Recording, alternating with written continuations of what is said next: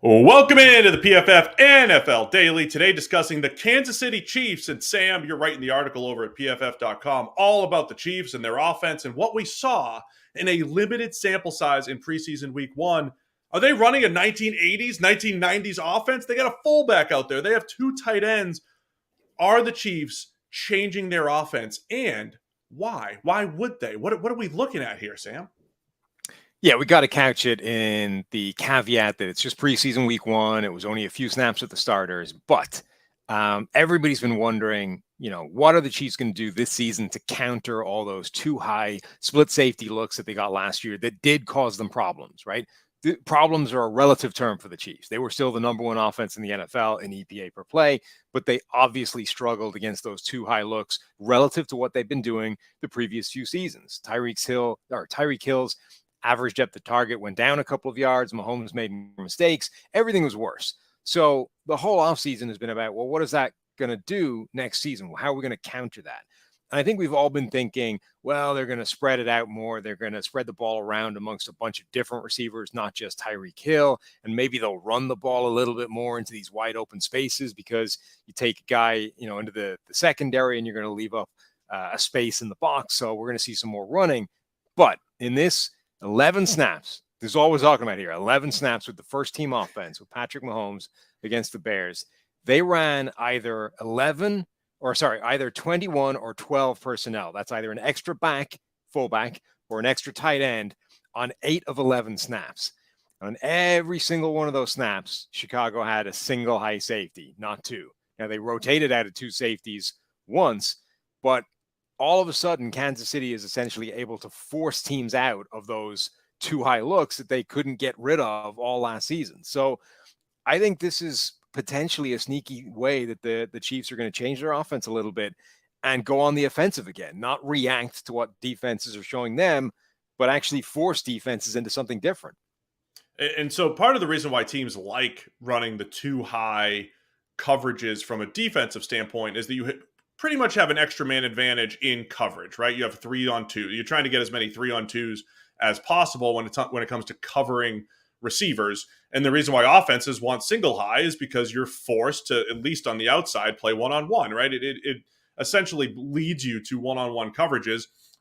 We also know that the analytics, #nerds, always like to say, stop running the ball, don't run the ball, don't run the ball. But when you do talk to people around the league, they do talk about, look, you don't have to run to set up play action necessarily, but you do run to get the looks that you want. And a lot of the Shanahan, McVay type of offenses have certain elements of the run game in order to get to single high, right? You're running certain formations or running certain plays in order to get the looks that you want. So there is this element around that of that around the league.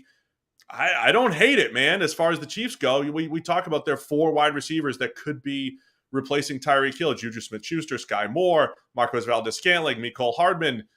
You don't have to run all those guys out there. You can rotate those guys through. And one of those plays with the fullback was a shot play to Marquez Valdes-Scantling. That's how you manufacture those downfield attempts.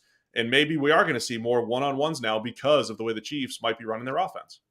And I think philosophically for the Chiefs, it actually makes a little bit more sense because, one of the counters people have been talking about is, well, you just run the ball a bit more against some of these light box counts, some of these more favorable looks. But think about what a win that is for defenses. You've been able to take the most explosive offense in the NFL and force them not just to stop making big plays, but force them to run the ball more. Like, that's absurd. That is a massive win for a defense. So instead, the Chiefs are saying, you know what, we're not going to do that. That's exactly what you want us to do. You want us to become less efficient by running the ball more, in addition to not taking as many deep shots and, hitting as many deep touchdowns as we used to. So instead, what we're going to do is, well, how about we flip this script on its head entirely, and we're going to show you run heavy formations, and then we're going to pass out of them and stay with the high value plays, stay with the most efficient way of sort of playing offense, which is generally passing the ball, but at the same time, force you out of the coverages that take that stuff away from us. So there was one play I mentioned earlier against the Bears where Chicago started off in this 2 safety look and rolled to a single high at the snap, which you see happens a lot in the NFL.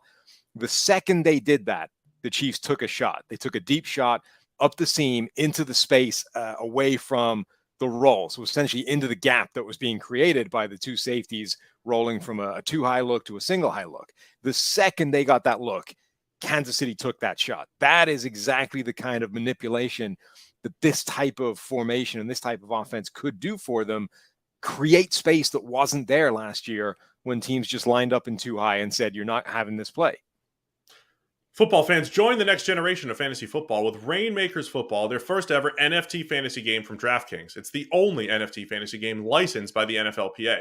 Now you can play all season long for millions in prizes by building the ultimate NFT franchise. Right now, everyone can get their first full roster starter pack for free. Playing Rainmakers is simple. You buy, sell, bid, and win player card NFTs of the biggest names in the game through regular drops and auctions on DraftKings Marketplace. Craft lineups of athletes from your NFT collection and earn points for touchdowns, receptions, and more, just like daily fantasy football. Build your NFT franchise and enter free Rainmakers football contest all season long to compete for millions in prizes. The next generation of fantasy sports is here. Download the DraftKings Daily Fantasy app now. Sign up with promo code PFF. Click the Rainmakers tile and opt in to get your first card for free. Plus, play for millions in prizes all football season while building the ultimate NFT fantasy franchise with Rainmakers Football. It's promo code PFF. Build, play, win only at DraftKings. Contest entries dependent on type and number of NFTs held. Eligibility restrictions apply. Avoid where prohibited. See DraftKings.com for details. I think there's another element to this too. The 2017 Patriots. This was the last Tom Brady MVP season.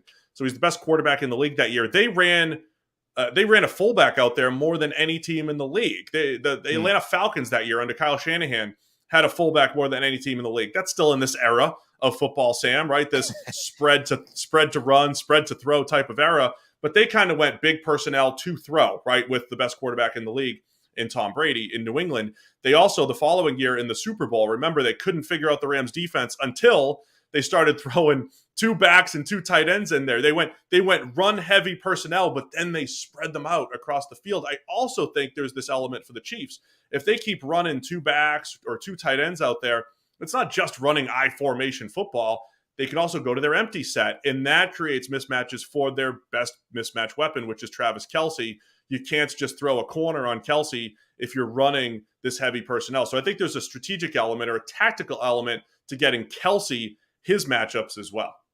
By the way, Michael Burton was the best graded fullback in the NFL last season as well, Kansas City's fullback. So, if you want to feature a guy more, it helps that he's coming off a great season. I think you're right. Strengths, man. Play to your strengths. There was another play in that 11 snaps, again, ridiculously small sample size, but another play where they manufactured, a tight end running across the middle against linebackers. Is exactly the thing you're talking about. There's space in behind because it's three high. It's essentially the two corners and the single high free safety. And then it's linebackers trying to run with one of the most athletic tight ends in the NFL. That's a mismatch in Kansas City's favor. So a lot of the ways that they are creating favorable matchups all stem from these heavier looks. Would you like some numbers based off what they were doing a year ago? Yes. So last year, the Chiefs were an 11 personnel team, right? That's three wide receivers, a single back, a tight end. They ran that 67.6% of the time. So more than 2/3 of their snap. That was 8th in the NFL. They ran either 12 or 21 personnel. So either an extra back or an extra tight end on 24.4% of the time. Both of those are middle of the pack at most. So they've gone from, last season, this was a feature of their offense a quarter of the time, to 8 out of 11 snaps in that first drive with the starting offense. Now, look, some of that may have been 73. Is that about 73.7%, give or take? That's your department, not mine. I need the calculator. Look, some of that was skewed by the fact that there was a second one. There was a third one in there as well, sort of generally heavy formation type of downs. But they were doing this on 1st and 10 as well, multiple times. And it did seem that, they threw an 11 personnel snap in there as well. The Bears immediately pivoted back to too high. They did it again later, immediately back to too high. So if they were experimenting and kind of poking around the Bears defense and just seeing how they react to this type of offense, I think they got absolutely the answer they were expecting, which is, hey, this will work. If we want to do this to change how teams are showing us coverages, this is the system. This makes them do that. Look, Sam, I've compared the Chiefs, if they want to be the next dynasty, that you compare them to the Patriots, right? Which is you think they're going to be in the AFC Championship every single year, and they're going to win their Super Bowls, right? They'll get their Super Bowls.